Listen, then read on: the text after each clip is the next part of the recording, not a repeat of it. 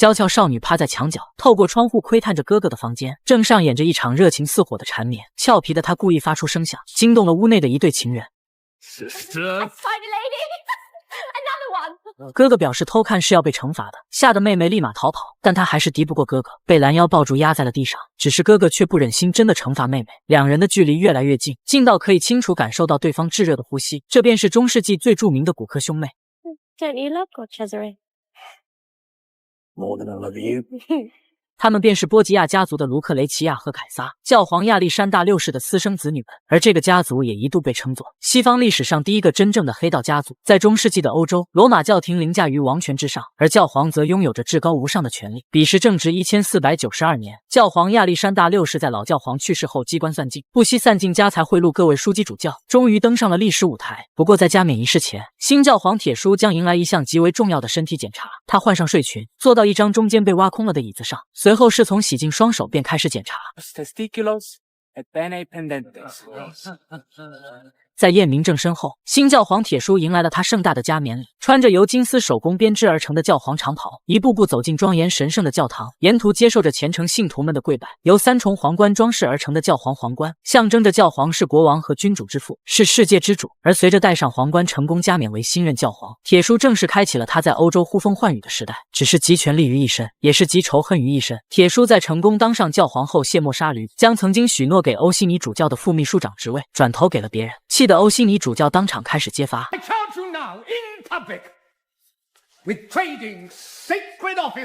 但铁叔却笃信对方拿不出证据，下一秒就用自己至高无上的权力让对方闭嘴。欧西尼主教见形势不对，也立马认错服软，上前去亲吻教皇的手背以示尊敬，随后为表歉意，设宴邀请教皇以及其他主教去家中做客。而教皇的儿子凯撒却敏锐地察觉出这是一场鸿门宴，于是终于借机离场，来到厨房，果然发现一名刺客正准备下毒。随后凯撒便用他的3寸不烂之舌，成功将刺客策反，让原本应该出现在教皇酒杯中的毒药，神不知鬼不觉地到了欧西尼主教自己的口中，当场毒发身亡。凯撒也趁乱带着父亲离开。得知所有家人都可能遭遇危险，凯撒立马来到妹妹的门前，却只见到刚刚哄完妹妹睡下的母亲。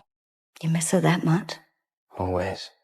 If anything happened to her, I'd die.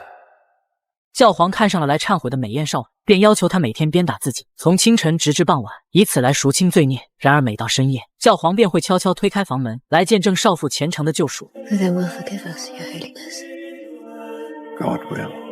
教皇就此动了凡心，卑劣地将茱莉亚藏在这间庇护所，每晚通过密道来与她私会。肆无忌惮的他并不知道，这一切都被一个女仆尽收眼底。而美艳的茱莉亚彻底让铁叔沉沦，甚至安排价格昂贵的画师为她作画。这一幕正好被铁叔的女儿卢妹撞见，她猜到眼前美丽女人不可告人的身份，但懵懂天真的少女却轻易地被一条项链收买，主动与父亲的情人做了朋友。 Can I kiss you then? Only if we are to be friends. We are friends already. 直到晚上，卢妹依然把玩着那条美丽的项链，并将自己结识的这位名叫茱莉亚的新朋友告诉了母亲，却让母亲脸上的笑容瞬间凝固。 I've heard she's beautiful, this Giulia Farnese. Papa thinks so. I'm sure he does. And where did you meet her, Lucrezia? In Papa's rooms. 在女儿睡下后，卢妈便气势汹汹地冲进教皇的议事厅，当着众人的面指责铁叔对自己的欺骗。只因铁叔在刚刚上任教皇时就拒绝了妻子的亲热，并告诉他，作为教皇，从今往后他都要清心寡欲了。卢妈这才意识到，铁叔所说的禁欲只是针对自己。眼见话题尖锐，儿子凯撒立即清退各位主教，但以老罗为首的竞争对手们还是立刻抓住了重点，于是联合众多不满教皇的主教，准备以公然内窃的罪名让教皇下台，并且众人快速找到了目睹这一切的侍女，准备让他出庭作证。然而铁叔作为教皇，在这教廷中也不是吃素的，四处安插眼线的他，很快就得知了这一情报。老罗正信誓旦旦的要找侍女出庭作证，指认教皇公然淫乱，然而却只得到一句永远无法开口的尸体。纵欲的罪名被反扣在老罗的头上，他开始连夜离开罗马逃亡。铁叔在罗马教廷的地位日渐稳固，便开始了疯狂敛财的计划。君士坦丁堡的苏丹准备将他同父异母的弟弟杰姆送来罗马被教皇监管，以收养为名，实际上要将他作为质子。苏丹不希望弟弟威胁到自己的王位，同意每年支付罗马教廷4万金币。铁叔自然不会放过这个赚钱的机会，但他的野心还远不止于此。 If he lives. What? If he dies and his body is delivered to his brother, who hates and fears him, 400,000. 40万金币的诱惑的确不小。铁叔此刻虽然还没有杀掉杰姆的打算，但着急要为女儿联姻的他，却被对方提出索要丰厚嫁妆的条件。A dowry? But of course. 年仅14的教皇之女就要承担起联姻的重任，不谙世事的她向哥哥倾诉自己的迷茫。For I shall never love a husband as I love you, Cesare. I am afraid, dear sister, the Pope does not ask you to love your future husband, merely to marry him. And if my husband proves ungallant, I shall cut his heart out with a dinner knife and serve it to you. 有大哥凯撒作为坚实的后盾，让卢妹对未知婚姻的恐惧转化为了好奇。得知好友杰姆娶过4个女人，卢妹也想知道他是如何对待妻子的。You can beat a wife but not kill her. 当听到做妻子要挨打，卢妹瞬间害怕起来。I will not be beaten, Jem. 杰姆立马安慰卢妹，表示没有人敢打教皇的女儿。而且卢妹作为梵蒂冈城内最美丽的珍宝，杰姆发誓要用生命来守护她。只是没想到誓言竟要一语成谶，要与卢妹联姻的斯查福家族提出要索取巨额嫁妆，因为斯查福家族需要大量资金来装备军队，以备不时之需。而教皇此刻立马想到了他的移动金库。杰姆被哥哥苏丹送来罗马抚养，表面上开出了每年4万金币的生活费，背地里却偷偷告诉教皇，只要他送回的是杰姆的尸体，让自己的王位不再受到威胁，将直接送上40万金币作为酬谢。急需要嫁妆准备联姻的教皇，将暗杀杰姆的任务交给了二儿子胡安。然而悲哀的是，杰姆自从来到这里就将胡安当作最好的兄弟，却没想到要喝下他亲手送上的毒药。当场毒发的杰姆倒在了哥哥凯撒的身上，善良的他却还在为自己弄脏了他的主教礼袍而道歉。第一次用毒的胡安经验不足，导致杰姆没能当场断气，此刻还在床上痛苦的挣扎。为了让杰姆尽快得到解脱，胡安只能亲手用枕头捂死了对方。 So our sister's dowry is done. Here endeth the first lesson. 很快，罗马教廷就与君士坦丁堡完成了交易。在交付杰姆遗体的那一刻，苏丹也送上了承诺的40万金币，还追加了10万金币作为照顾弟弟的酬谢。教皇之女卢克雷齐亚的嫁妆就这样有了着落，与斯查福家族的联姻也就此提上了日程。然而，在卢妹试穿婚纱时，却得知了一条她无法接受的消息，那便是她的亲生母亲不被允许出席参加她的婚礼。教皇父亲身边坐着的将是他的情人，只因情人是贵族出身，而卢妹的母亲曾是罗马家喻户晓的官妓。斯查福家族提出她不能出席婚礼的要求。 I will make it up to you. 卢妹得知后立即找到教皇父亲，恳求他让母亲出席自己人生中最重要的时刻，但教皇却没给他商量的余地，转身离去。婚礼如期而至，卢妹带着遗憾缓缓走向她未来的丈夫，而最疼爱妹妹的凯撒也成为婚礼的主持，亲手将卢妹交给了别的男人。仪式结束后，凯撒心中冒出一股无名怒火，为了得到宣泄，他找到母亲，让她换上最隆重的华服。 The Pope forbade you presence at your daughter's wedding. He made no mention of its aftermath. 随后，凯撒便带着打扮华丽的母亲来到晚宴，弥补了卢妹心中的遗憾。教皇看到妻子的到来，瞬间变脸，只是为了顾全大局，他只好忍了下来。但新郎乔瓦尼的脸上却闪过一丝不悦。舞会持续到深夜，年幼的乔妹体力不支，趴在桌上睡着了。心疼她的哥哥直接越过新婚的丈夫，将熟睡的妹妹抱进了房间。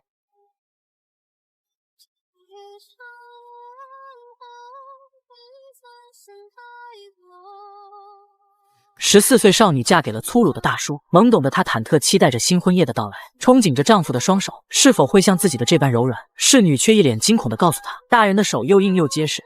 When he beat me. Hard.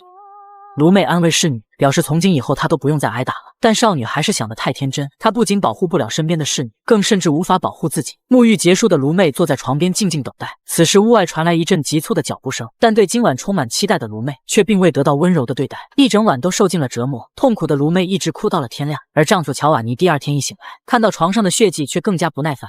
Virgin must be unique in your family.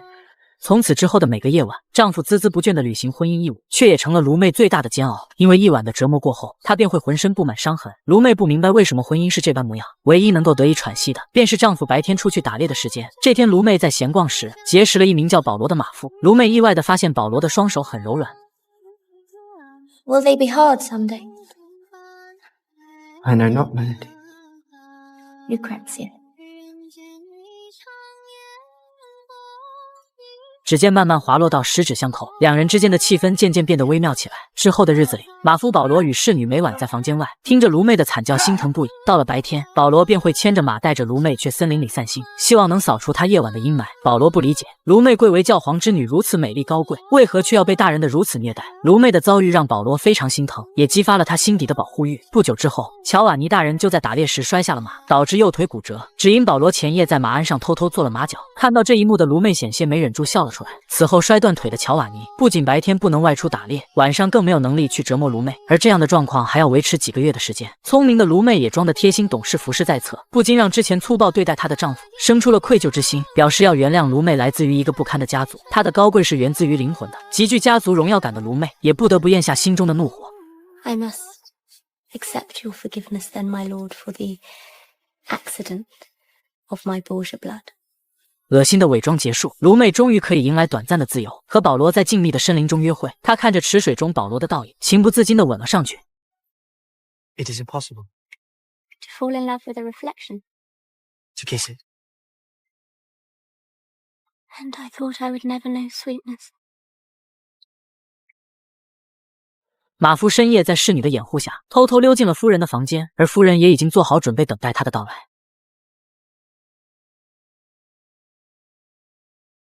剧烈的声响吵醒了在楼下养伤的丈夫，他愤怒地从床上爬起，循着声音找了过去。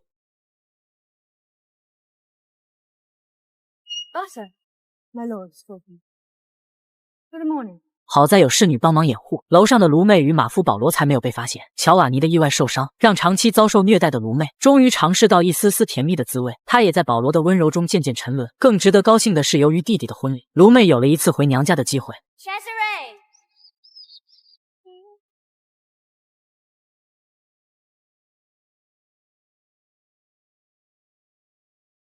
时隔数月再次相见，哥哥凯撒立马飞奔到他最疼爱的卢妹面前，两人一见面就有聊不完的话题。凯撒急切地想要知道妹妹婚后过得怎么样，但卢妹却害怕哥哥担心，将那些心酸的经历都埋葬在心里，避重就轻地表示过得还不错。 I need details. You will not have them. 年仅10岁的弟弟的婚礼很快到来，而新娘却是位成熟美丽的女子。卢妹一眼便对这个弟媳没了好感，只因在婚礼当场，她便大胆地和主持婚礼的二哥眉来眼去。而他们不知道的是，早在二哥胡安去沟通联姻事宜时，就与准弟媳发生了不可说的关系。而两人在新婚之夜却是更加过分，直接在婚房之外的走廊短暂约会。胡安还道貌岸然地叮嘱弟媳，让她对弟弟也要像对自己这样好。 Now, my husband, are you ready?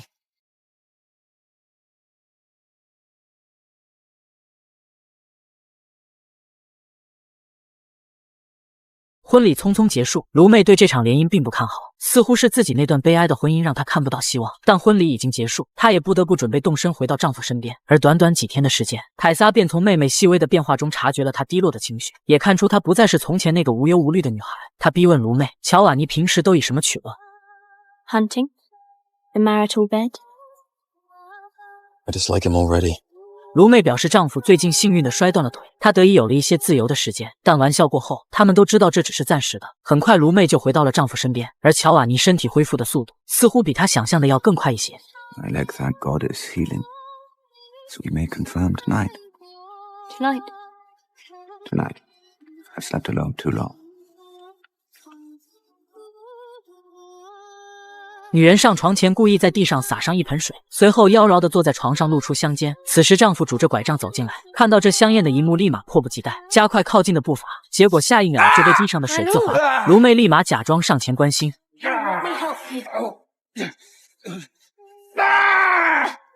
结果弱小的她根本扶不起大块头的丈夫，还导致她的伤势更加严重了。卢妹的计划彻底成功，本以为往后的日子都可以得到解脱，结果娘家波吉亚家族却在此时传来噩耗。丈夫乔瓦尼告诉卢妹，法国军队此时正朝着罗马前去。You know enough surely to know that your father's days may be numbered. I will always be my father's daughter, sire. And unless I am very much mistaken, I do believe the Sforza armies, yours and your cousin Caterina's, were pledged to his cause. Promise did form part of the betrothal arrangement. And my lord would never renege on a promise. My cousin Caterina already has. 卢妹这才意识到，丈夫乔瓦尼打算背弃他们婚约里的条例，不出兵支持罗马教皇，甚至还要在此时讽刺一句，废黜卢妹的父亲赶她下台，就好比是除掉梵蒂冈城内的一头猪一样大快人心。如此刻薄的话语听得卢妹直犯恶心。 Perhaps your words offend me. Forgive me then for speaking so plainly. 乔瓦尼也没有拐弯抹角，他表示佛罗伦萨一旦任由法军通过，内斯福查家的军队就会和法军站在一起。面对丈夫的背叛，卢妹险些站不稳，最终还是在侍女的搀扶下回了房间。此时远在罗马的教皇父亲也正处于一个焦头烂额的状态，他急切地想要知道女婿乔瓦尼的态度与行动，于是便派出情人茱莉亚去了解情况。而投靠了法王的枢机主教老罗，此时也来到佛罗伦萨谈判。大王开出了一系列可以避免战争的离谱条款，首先要允许法军通过，以及25000士兵在佛罗伦萨驻扎，其次要赔付40万枚金币，最后还要求美第奇家族、帕奇家族、吉伯提家族提供人质以示交好。懦弱的佛罗伦萨国王统统选择了妥协，最终亲自将法王迎进了城门。另一边，茱莉亚也终于到达了乔瓦尼的城堡，然而对方想要毁约的态度已经昭然若揭。茱莉亚明白已经没有谈下去的必要了，只好去寻找卢妹。而卢妹自从上次不适之后，就一直体力不济，卧床不起，一到早上还会恶心呕吐不止。她严重怀疑自己是得了沼泽热。当听到这些的茱莉亚心中却有了另一个答案。 Your husband... Does he visit your bed nightly? He had a hunting accident, Julia. He has slept alone since his fall. 茱莉亚回到床前，告诉卢妹他们必须要在天亮之前离开，并且不能让任何人知道，只因她知道卢妹怀孕了，而这个孩子还不是丈夫乔瓦尼的。贵为教皇之女，卢克雷奇亚不仅有着绝世容颜，更有着清醒聪明的头脑。此时的卢妹已经怀有身孕，但却不是丈夫的骨血。清醒的她果断选择逃走。然而在和茱莉亚赶回罗马的路上，却撞上了敌人法国军队的巡逻兵。卢妹和茱莉亚就这样成了人质。但冰雪聪明的卢妹很快就将用她的魅力争。很有自知之明的法王接着问：“是像自己这样丑的吗？”但卢妹摇摇头，表示一点也不像。 到了第二天一早，卢妹见识到了浩浩荡荡的法国军队，几乎淹没了整个地平线。法王也洋洋得意地将卢妹带到前线，展示他们研制出来的新型大炮，带着链条的炮弹，能在宽阔的地形上将敌人。于是卢妹决定在此刻冒险一搏，直接请求法王延迟大炮的发射，随后便策马奔向了对面。目前败局已定，如果再继续，只会全军覆没。但哥哥胡安却怎么都不能接受认输投降。 Then do not call it that. Call it common sense. Say the French king asks for terms. 但哥哥却不知道自己能开出什么条件。卢妹便在此刻担当起了罗马大使的职责，但其实她只是想经过罗马去攻占那不勒斯。 I told him you were a gentleman. You had no such idea. You had no such idea, had you? No such idea. So, my brother, the Duke of Gandia, the Gonfaloniere of the Papal Army. 用一己之力守护了罗马的，正是教皇之女卢克雷奇亚。进教堂寻找教皇，却意外地看到罗马教皇竟穿着一身破旧布衣。 It is not as we expected. Does the Pope of Rome disappoint, Your Highness? 的身份一同前往那不勒斯，明眼人都能看出来是想把凯撒做人质，避免教皇在背后捅刀子。然而凯撒代礼貌地将他请过来。 神圣的教堂里放了一张收到了妻子认为他是伪君子的指控。卢妹当众指控乔瓦尼是个伪君子，因为教会认为只要夫妻没有圆房就可以解除婚约。卢妹表示新婚夜至今她都还是完璧之身，她的丈夫乔瓦尼似乎在哪方面是不行的。乔瓦尼立马否认，并表示是卢妹在撒谎。双方各执一词，难以辨别，不是无能的就可以证明撒谎的是卢妹。就这样，乔瓦尼被推进他们早就准备好的陷阱里，两人赶快离开，随后便自己坐进浴缸中，假装无事发生。 Julia Farnese. We have made. 此时的美女已经从后门偷偷溜走，本以为就这样瞒天过海，然而细心的茱莉亚却还是在床单下找到了蛛丝马迹。只是她没想到，罗马教皇的放纵还远不止于此。毕竟铁叔似乎逃不过禁忌之恋的宿命，最近一小，只好暂时止步于深情的观望。然而这一晚，教皇睡不着，深夜出来散步，却命运般的再次撞见了清秀的小工匠。 You normally work at night. Your Holiness. 抬头看他。 Come here. I won't bite. 在教皇的一步步诱导下，青涩的小工匠来到了他的面前，任由摆。终于，他缓缓靠近，触摸对方后，才意外发现藏在帽子下的竟是一头金色长发。小工匠女扮男装是为了成为学徒，但得知了真相的教皇却是收获了意外的惊喜。只是情人茱莉亚也将这一幕尽收眼底，她害怕自己的地位会受到威胁，毕竟即使她再艳美绝伦，也敌不过更年轻的身体。于是茱莉亚便向另一个女人寻求经验，那便是教皇的原配夫人。当年她自己也是仗着年轻貌美，从原配夫人的手中夺走了教皇的心。 You must hate me. No.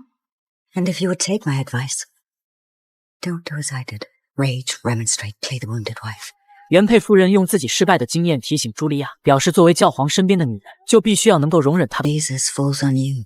聪明的茱莉亚立马理解了其中深意，随后便在蒙面舞会上找到女扮男装的小工匠，将她带去僻静的角落，摘下了她的假发。I'm afraid it was I, Your Holiness. 就这样，茱莉亚不仅牢牢守住了自己的地位，还会时常帮教皇安排刺激的小游戏，哄得教皇开心了，便将监察和管理教廷账册的重任交给了他。茱莉亚用她的手段，成为了教皇身边最无可替代的女人。Who is my dear sister tonight? I am Echo. I may not be Narcissus, but may I dance with Echo? 妹妹卢克雷奇亚终于摆脱婚姻，恢复单身，哥哥也终于能够日日与她在一起。只是卢妹的心中始终还记挂着她孩子的父亲。心生醋意的哥哥一遍遍地向卢妹问起孩子的生父。I grew Paolo, but I called him Narcissus, so divine is his face. Should I envy him then? 然而卢妹不知道的是，他日思夜想的情郎保罗，此刻已经跋山涉水，独自来到了罗马城。而此时，一个好心的姐姐却告诉保罗，或许他能帮他找到卢克雷奇亚。于是保罗便跟随着姐姐的步伐，却来到了一条肮脏混乱的小巷。楼上的姐姐纷纷朝他招手，表示只要给钱，他们都可以是卢克雷奇亚。但保罗表示，他要找的卢克雷奇亚姓波吉亚。Lucrezia Borgia! Oh, she costs more than a shilling. 保罗这才意识到这里是什么地方，赶紧转身离开。但卢妹深知保罗身在罗马有多危险，即使万般不舍，为了保全性命，也只能让保罗离开。而保罗却想在离开前看一眼他们的儿子，不忍拒绝的卢妹答应会为他安排见面。然而此刻在角落里，二哥胡安却愤怒地看着这一切。卢妹回去后，立马找到最疼爱的他的大哥凯撒，请求他帮忙安排一个房间。 You loved him, sis. I did. Perhaps I do. 宠妹狂魔凯撒醋意大发，但还是选择帮妹妹实现心愿。在凯撒的掩护下，一家三口终于在母亲家得以短暂团聚。可正当他们享受着难得的相聚时光时，二哥胡安也悄悄地回到母亲家，度过了甜蜜一晚后，保罗不得不在天刚擦亮时就离开。 All right. You know I cannot lead. Well, you must learn then. 卢妹含泪目送着保罗离开，却没想到这竟是永别。刚刚离开庄园，保罗就被人掳走，被吊死在街头。而得知了消息的卢妹不顾一切冲了过去。Look. Let me pluck my eyes out. 此刻的卢妹再也不想去顾及她的家族荣耀，趴在保罗的尸体上放声痛哭。她不停地责怪着自己，还以为保罗是因为自己逼他离开才心碎自尽。凯撒拿起地上的遗书想要宽慰妹妹，但卢妹拿过一看，却瞬间变了脸色。 女人故意将蜡烛放在麻绳下，而麻绳连接着吊灯，吊灯的下方正对着正在做运动的哥哥。她要利用蜡烛烧断麻绳，让吊灯掉落，扎死自己的亲哥哥。住在楼下的卢妹刚刚把孩子哄睡着，就听见二哥胡安在楼上寻欢作乐的声音。她气愤地上楼请他们小声一点，并且此刻卢妹的心中还隐藏着一份更深的仇恨。她希望听到胡安的忏悔，但胡安却假装根本听不懂的样子。卢妹也不再废话，放下蜡烛，回到楼下静候佳音。 楼上传来一声惨叫，但却不是卢妹最期待看到的结果。有女朋友垫背的胡安侥幸逃过一劫，不过他看着被蜡烛烧断的麻绳，不禁冒出一身冷汗。想要他命的竟是自己的亲妹妹，而妹妹之所以这样做的原因，他也心知肚明。在胡安发现卢妹与平民保罗私会后，第二天保罗的尸体便被吊在了城门下，而身旁竟还留下了一份称是自杀的遗书。只有卢妹知道，她深爱的保罗根本不识字，这也意味着他并不是自杀。万般痛苦的卢妹甚至没有了活下去的希望。她不吃不喝，也不想奶孩子。教皇父亲一听，立马急了，听着宝贝大外孙的啼哭，他心疼不已，趴在女儿床边问她希望自己做些什么。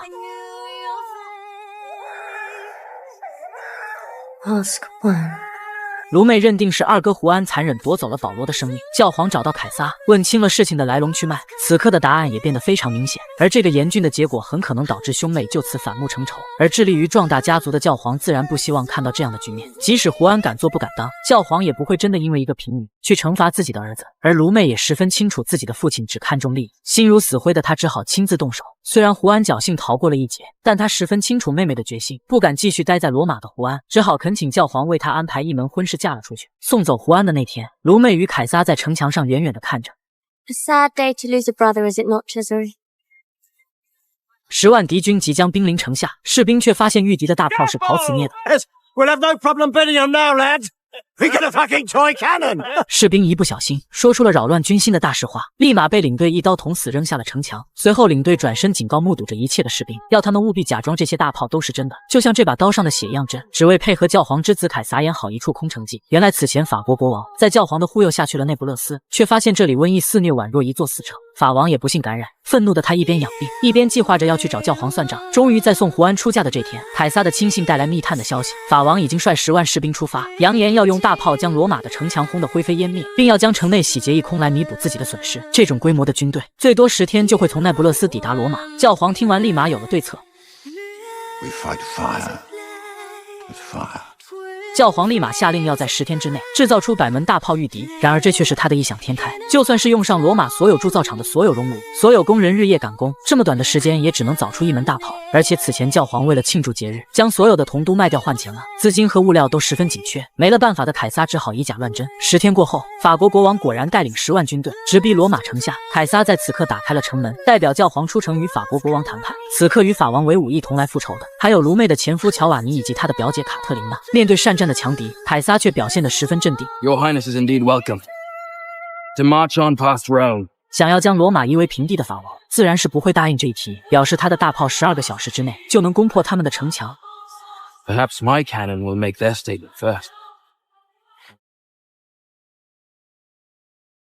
只见城墙上的一面面旗帜落下，露出了被遮挡的大炮。领队一声令下，大炮也被缓缓推出了城墙。法王一行人瞬间就看傻眼了，身后的将军也表示，他们的火炮还在整编中，若是对方开火，他们就只能成为肉糜。We ride on past. Retreat! Retreat! 危机再次接触，凯撒聪明地用空城计拯救了罗马，回来却告诉教皇他要将所有的钟都熔掉。Why melt it down? To make cannon. Real cannon this time. 战事平息，但教皇还是不想继续与斯福扎家族为敌，于是派出凯撒作为使者，表示卡特琳娜能来到罗马向教皇认错，便可以原谅他们这一次的鲁莽。然而凯撒到达卡特琳娜城堡当晚，就被请进了他的卧室。Indelicate cardinal. To invade a lady's chamber. I was led here. By whom? Your manservant. 这样的局面已经分不清楚究竟是谁落入了谁的陷阱。教皇之子凯撒本准备离开，但斯福扎家的卡特琳娜却表示，她要大声呼救，叫来卫兵。So then, scream.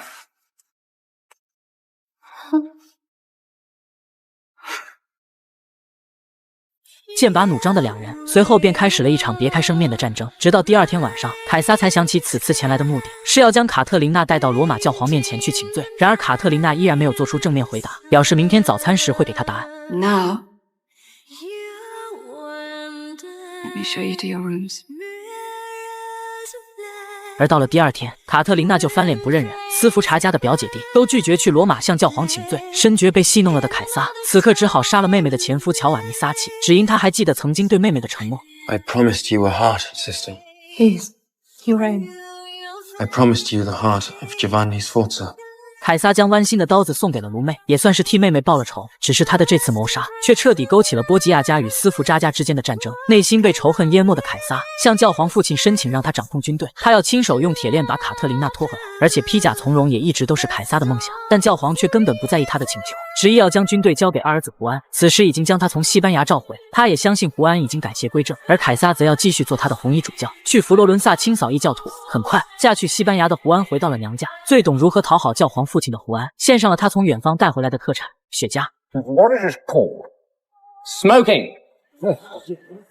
Smoking, indeed. Well, 教皇认为儿子通过这次联姻成长了很多，但很快纨绔的胡安就会狠狠打他的脸。胡安率领教皇卫队，很快来到了卡特琳娜的城堡。卡特琳娜身披戎装出城迎战，然而在战前谈判环节，胡安却不讲武德，直接掳走了他15岁的儿子当作人质，甚至开始百般虐待。身披铠甲的女人却掀起她的裙摆，只因敌人俘虏了她的儿子肆意凌虐。 You can take my son. But do you see? Here needs to produce 10 more sons, and they will hunt you down 面对敌人胡安不讲武德、虐待15岁俘虏的行为，卡特琳娜做出了不卑不亢的回击。备受羞辱的胡安颜面扫地，正准备下令攻城，而此时对方的援军已经赶到，他们很快就被包围吊打。懦弱的胡安立马逃命，逃跑前下的最后一条命令便是杀掉俘虏，他不能让这里的真相传出去。随后来到教皇父亲面前，开始了他的表演。We fought long and hard. I got hit by an arrow in the leg. I could not move, but we fought on, back to back. Men cried for God, for Alexander, as they perished. But I fell. 胡安打出了感情牌，博取了教皇的信任和同情，随后又卑劣地把锅甩给了凯撒，表示援军是从佛罗伦萨过来的，而凯撒就在佛罗伦萨，却不将消息告诉他，这才导致教皇卫队死伤惨重。殊不知此刻的凯撒已经见到了卡特琳娜的儿子，原本要被胡安下令吊死的孩子，却被士兵救了下来。This boy saw what happened at the siege. He witnessed your brother run like a coward. So why did you save him? I fight the men, not the boys.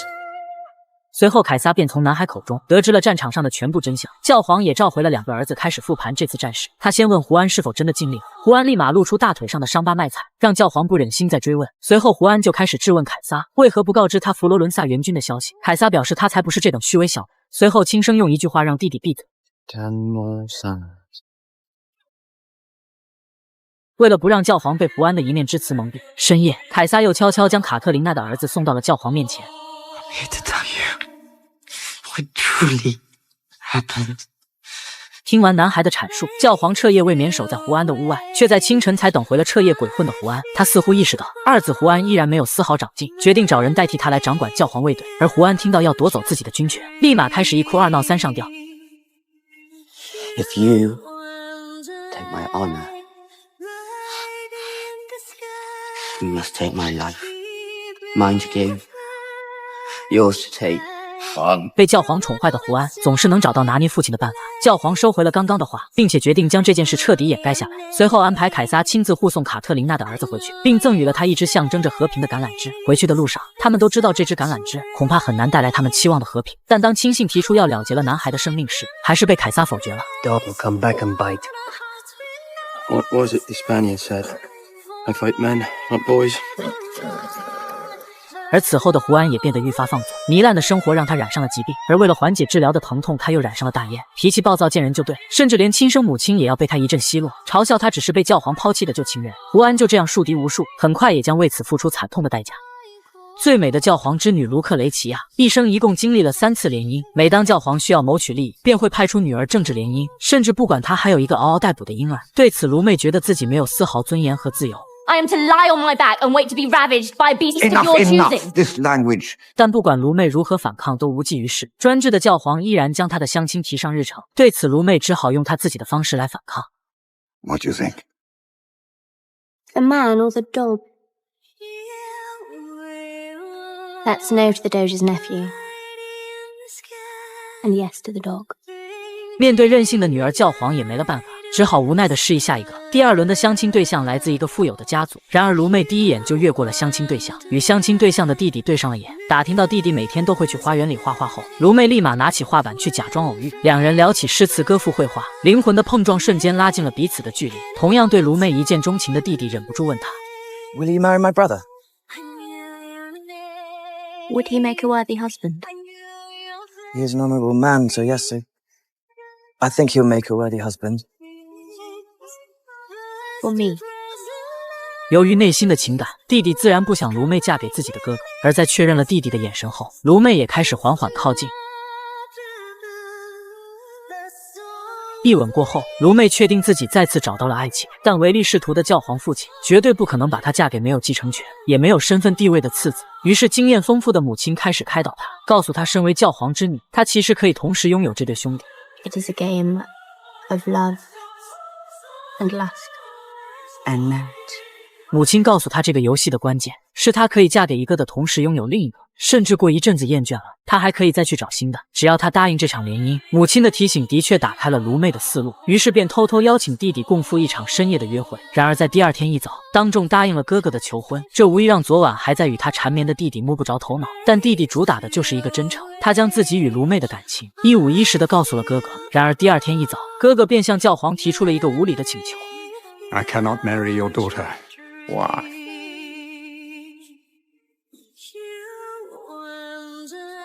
Father, I wish to marry your daughter. 教皇也不拐弯抹角，直接拒绝，表示他只是一个一无所有的次子，有什么资格来求娶教皇的女儿？于是他一气之下取消了婚约。And damn yours! And yours! 于是，在下一任相亲对象到来之前，卢妹的日子也算是能够消停了。接下来最重要的事，便是儿子的受洗仪式。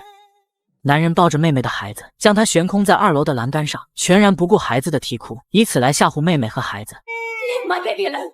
看到对面的大哥目光凶狠，胡安甚至丢下孩子的衣物当作挑衅。在斋戒结束后，卢妹的孩子终于迎来了迟到的受洗仪式。在他的强烈要求下，大哥凯撒作为孩子的教父，与外公教皇一同主持仪式。众人都沉浸在喜悦的气氛之中，二哥胡安却心思歹讽刺卢妹的孩子不过是个卑贱的私生子，而他将马夫保罗吊死的那一刻，才是这个孩子真正的洗礼。卢妹提醒他别忘了身份。 We are all bastards. You, me, our brothers, we are all bastards. Yes, perhaps.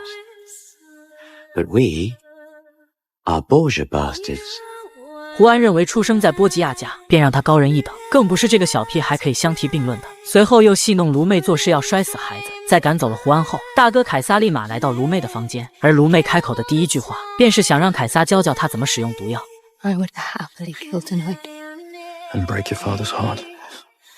Will that be the consequence? Indeed. 凯撒也一直忍受着父亲的偏心，对误入歧途的弟弟偏爱有加，而懂事省心的他却从来得不到疼爱，无法去做自己喜欢的事情，被教皇亲赐的神职束缚了自由。卢妹似乎也看出了哥哥的为难。 No killing then. Hearts may yet be broken, but not yours. 此时卢妹发现教皇父亲突然出现在身后，凯撒直言他的弟弟胡安正在走向毁灭，整日饮酒作乐，还滥杀无辜，树敌无数，甚至最后会拉着整个家族一起陪葬。然而教皇却表示，作为哥哥，凯撒应该爱护自己的弟弟。 Will love make him a better man? Don't let envy rule your heart. So I am my brother's keeper. Yes. 教皇直到此刻还认为凯撒是因为嫉妒弟弟得到的宠爱，却不知此刻的胡安正在楼下实施受刑。教皇纵容过度，身为哥哥的凯撒只好替天行道。他以道歉为由，深夜将胡安约了出来，却趁着四下无人，将刀捅进了亲弟弟的身体。 We're Borgias. We never forgive. 确认胡安已经死透后，凯撒与亲信一起将他推入了身后的河中。几日没有了胡安的消息，教皇也不知道他到底去了哪里鬼混。但好在女儿此时给了他一个好消息：第3位相亲者阿尔方索王子已经到达罗马，而卢妹竟与他一见钟情。第2次见面时就直接答应了求婚。 You may kiss me. On the cheek. 这可把教皇高兴坏了。然而他刚刚走出教堂，就从主教们的口中传来噩耗。 妹妹看着亲哥哥的尸体，不仅哭不出来，反而有点开心。父亲大声斥责他冷血无情。 What would you have me say? You know what he did to me, what he took from me, you all do. I have wished him dead 1,000 times. And now you want me to mourn him. 教皇知道卢妹心中仇恨，不好再强求什么，接着又开始向凯撒发难，指责他难道亲弟弟死了都挤不出一滴眼泪吗？ I wept them all out for him long ago. I watched him fail, and I wept. You should know, you were there. And still, you granted him your every favor. 教皇没有想到，他本以为和睦的家庭内部已经如此溃败不堪，而此时的他还沉浸在痛失最爱的儿子的悲伤中，不禁向孩子的母亲问出心中困惑。 And you? Would you have had him dead? No. He was our son. There were times, many times, when I wished that he had not been born.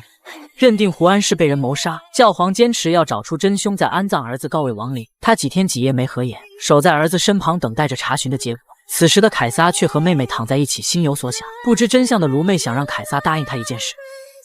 I would ask you to marry me. As you wish. We shall run away. Change our names, perhaps. To Alfonso. Yes, I know. 凯撒只是借机说出内心真实想法，但他这一次却不能答应卢妹的请求，因为马上他就将褪去主教的服饰。凯撒找到父亲，告诉了他找到了杀死弟弟的凶手。 Well, then tell us! You truly wish to know? 虽然不敢相信心中猜想，但教皇显然已经知道了答案。可他无法接受这个兄弟残杀的结果。凯撒也在此时请求父亲解除他的主教职务，并交出了象征着身份的红宝石戒指。随后，凯撒火速为胡安准备好了葬礼，因为他要将妹妹的订婚仪式提上日程。而在众人欢歌悦舞的仪式上，教皇却枯坐在儿子的尸体旁。他缓缓起身，抱起仿佛还是孩童时期的儿子，独自走进了花园中，随后亲手在一旁挖出一个大坑，将儿子的肉身安放于此。Grant him peace. 随后，教皇满身泥土地走进舞厅，叫走了凯撒，要与他单独谈谈。他终于意识到，如今的局面都是他的纵容与偏袒造成的，不禁为此忏悔，也终于说出了没有疼爱凯撒的原因。You are too much like me. A man feels less favor for his own image reflected. If I cannot have your affection, can you at least grant me your forgiveness? I 说着话的教皇突然开始抽搐，而一旁为他试毒的侍从也已经七窍流血，教皇也口吐鲜血倒在了地上。